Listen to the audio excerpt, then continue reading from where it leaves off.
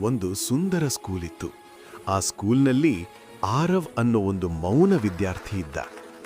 ಆರವ್ ತುಂಬಾ ಶಾಂತ ಹುಡುಗ. ಅವನು ಕ್ಲಾಸ್ನಲ್ಲಿ ಹಿಂದ್ಗಡೆ ಬೆಂಚ್ನಲ್ಲಿ ಕೂತು ಕಡಿಮೆ ಮಾತಾಡ್ತಿದ್ದ.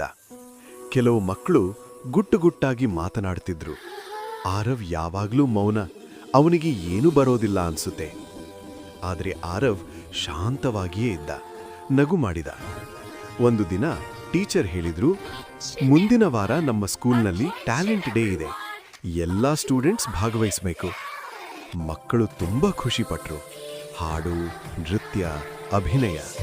ಆದರೆ ಆರವ್ ಮೌನವಾಗಿ ನಗು ಮಾಡಿದ. ಏಕೆಂದ್ರೆ ಅವನಿಗೆ ಒಂದು ಹಿಡನ್ ಟ್ಯಾಲೆಂಟ್ ಇತ್ತು. ಮನೆಗೆ ಹೋದ ಮೇಲೆ ಆರವ್ಗೆ ಡ್ರಾಯಿಂಗ್ ತುಂಬಾ ಇಷ್ಟ.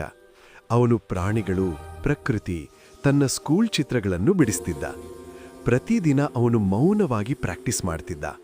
ಕೊನೆಗೂ ಟ್ಯಾಲೆಂಟ್ ಡೇ ಬಂತು. ಟೀಚರ್ ಹೇಳಿದ್ರು, ನೆಕ್ಸ್ಟ್ ಆರವ್.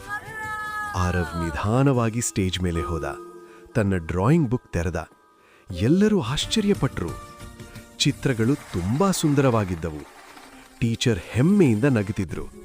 ಎಲ್ಲ ಸ್ಟೂಡೆಂಟ್ಸ್ ಜೋರಾಗಿ ಕೈ ತಟ್ಟಿದ್ರು. ಅದಕ್ಕೆ ಟೀಚರ್ ಹೇಳಿದ್ರು, ಪ್ರತಿಭೆ ಯಾವಾಗಲೂ ಜೋರಾಗಿ ಕಾಣಿಸ್ಕೊಳ್ಳಲ್ಲ. ಕೆಲವೊಮ್ಮೆ ಅದು ಮೌನವಾಗಿ ಹೊಳೆಯುತ್ತದೆ. ಆರವ್ ಶಾಂತವಾಗಿ ಆತ್ಮವಿಶ್ವಾಸದಿಂದ ನಗು ಮಾಡಿದ.